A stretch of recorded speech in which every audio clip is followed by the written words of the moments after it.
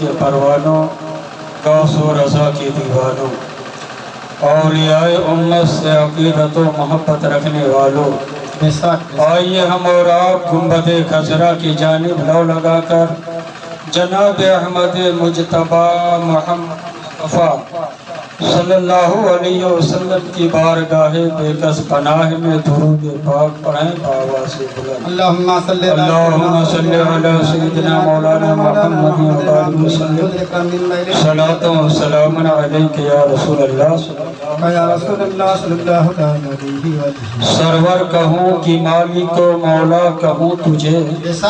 باغ خلیل کا گل زیبا کہوں تجھے، یا رسول اللہ تیرے تو وصف عیب تناہی سے ہے بھری، حیرہ ہوں میرے آقا کیا کیا کہوں تجھے، لیکن رضا نے ختم سخن اس پہ کر دیا، خالق کا بندہ خلق کا آقا کہوں تجھے۔ حضرات آج کا یہ پروگرام جو رچایا اور بسایا گیا غالباً ایصال ثواب کے تعلق سے سیدنا حضور شاہ کی صبح طلبہ اعظام نے قرآن خوانی کی، کھانا پینا ہوا، شام میں محفل رسول کا انعقاد، اور اسی کے پیش نظر میں نے جس آیت کریمہ کی تلاوت کا شرف حاصل کیا، رب تبارک و تعالیٰ قرآن مجید میں ارشاد فرماتا ہے، ربنا اغفر لی، یعنی انبیاء کرام دعائیں مانگتے تھے، اے ہمارے رب مجھے بخش دے اور ہمارے والدین کو اور تمام مومنین کو، یوم یقوم الحساب، جس دن حساب قائم ہوگا، اپنی بخشش کے لیے بھی دعا، والدین کے لیے اور تمام مومنین و مومنات کے لیے، اور یقیناً زندوں کا عمل مردوں کے حق میں پہنچتا ہے، اگر ان کے لیے پڑھا جائے، ان کے لیے ایصال ثواب کیا جائے۔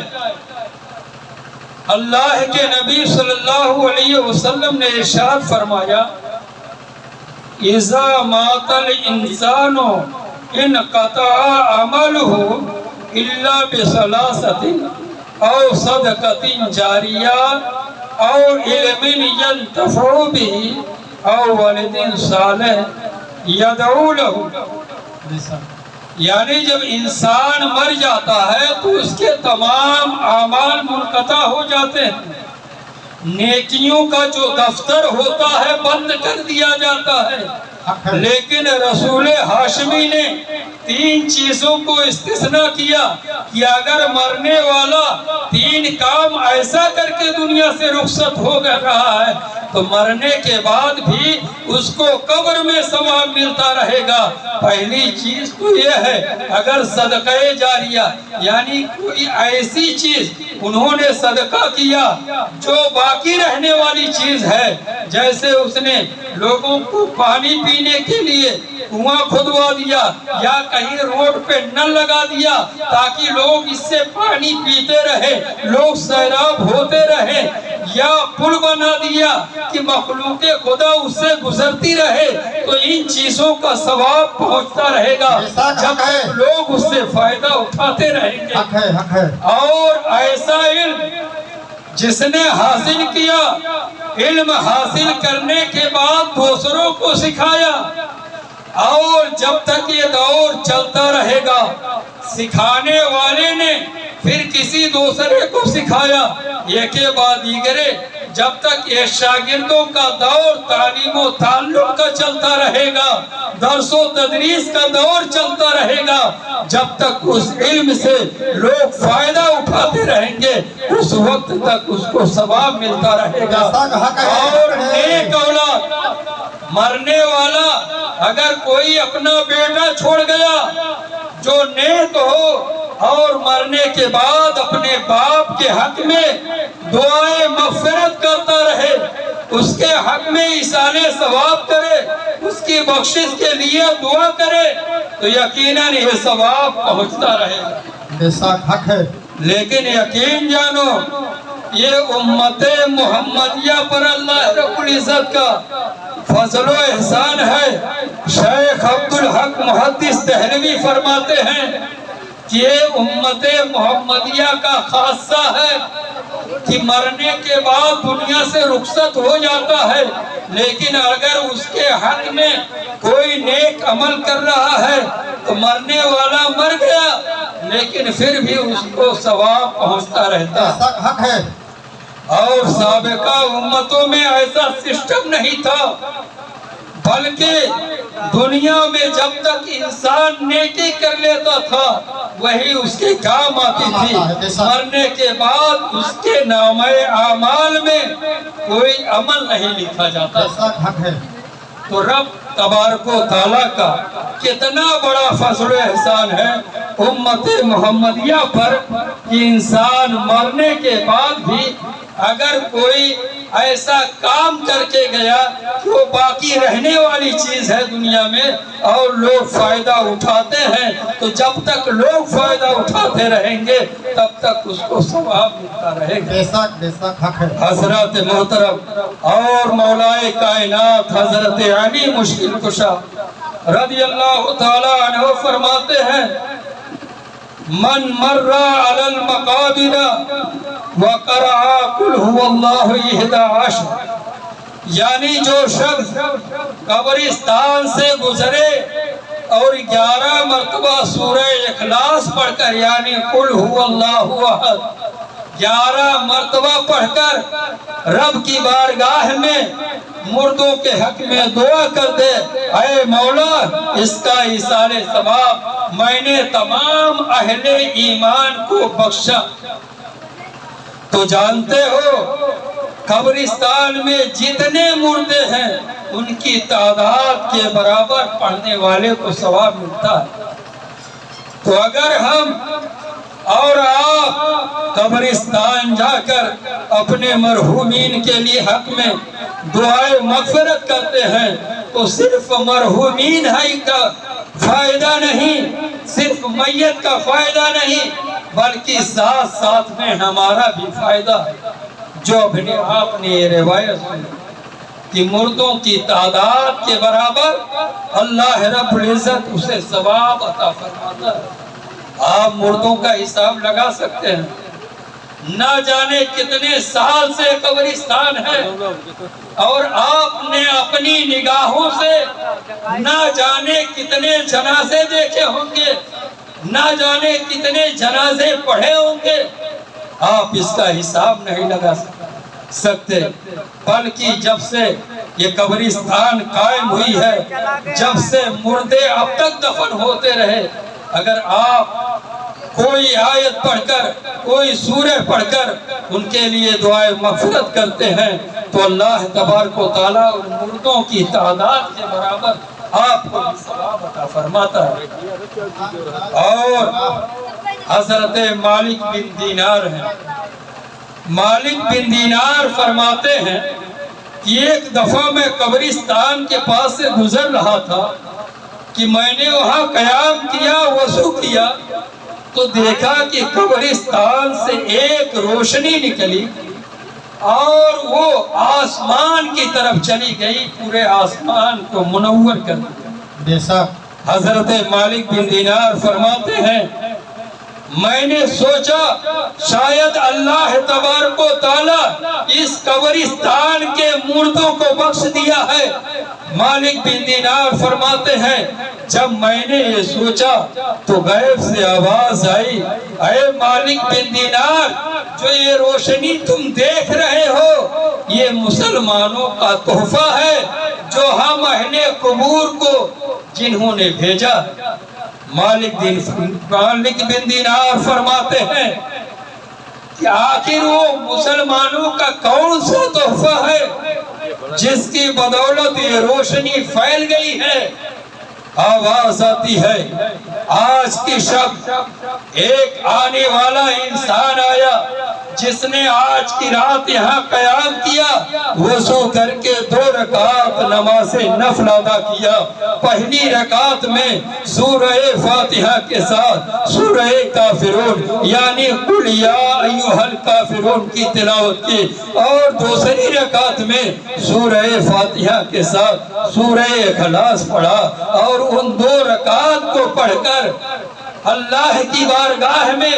اس نے یہ دعا کیا اے مولا میں نے یہ 2 رکعت نماز کا ثواب اس قبرستان کے مردوں کے نام ایصال ثواب کیا. مولا تو اس کے ذریعہ بخش دے. اے مالک بن دینار یہی وہ تحفہ ہے جس روشنی کو تم دیکھ رہے ہو مسلمانوں کا یہی تحفہ ہے جو آج کے شب یعنی جمعرات کا دن تھا آنے والی شب جمعرات اسی شب میں جو اہل مسلمان نے جو ہم تک بھیجا ہے. مالک بن دینار فرماتے ہیں میں نے وضو کیا اسی وقت 2 رکعت نماز اسی طریقے سے پڑھی کہ پہلی رکعت میں سورہ کافرون دوسری میں سورہ اخلاص پڑھ کر تمام مردوں کے نام سے ایصال ثواب کیا. مالک بن دینار فرماتے ہیں اس کے بعد میں نے اپنا یہ معمول بنا لیا کہ ہر جمعرات کا دن گزار کر آنے والی شب یعنی جمعہ کی شب کو میں 2 رکعت نماز نفل اسی طریقے سے پڑھتا اور اہل ایمان مردوں کو جو ہے بخش دیتا تھا. مالک بن دینار فرماتے ہیں ایک رات میں نے خواب میں دیکھا کہ کوئی کہنے والا کہہ رہا ہے اے مالک بن دینار اللہ رب العزت نے تمہیں بخش دیا ہے اور جو تم نے جو ہے مردوں کو تحفہ بھیجا ہے اور اسی کی تعداد کے برابر اللہ نے تمہیں ثواب دیا. تمہیں بھی بخشا اور مردوں کو بھی بخش دیا. حضرات محترم یقیناً آپ اپنے مرحومین کو یاد کرتے رہیں کیونکہ انہوں نے آپ کے لیے بہت کچھ یکجا کیا آپ کے لیے دولت کو اکٹھا کیا آپ کو مکان دیا آپ کو زمین اور جائیداد دیا تو آپ ضرور اپنے مرحومین کو یاد کرتے رہیں. اور آج یہ محفل سیدنا حضوری شاہ کے نام شاہ رخ خان نے ان کے نام سے محفل رچائی بسائی. کیوں سیدنا حضوری شاہ نے کیا شاہ رخ کو مکان دیا جائیداد دیا پراپرٹی دی جس کی بنیاد پر وہ سیدنا حضوری کے نام سے اتنا خرچ کیا ایصال ثواب کیا محفل میلاد منعقد کیا. آخر کیوں کیا ان کو پراپرٹی ملی؟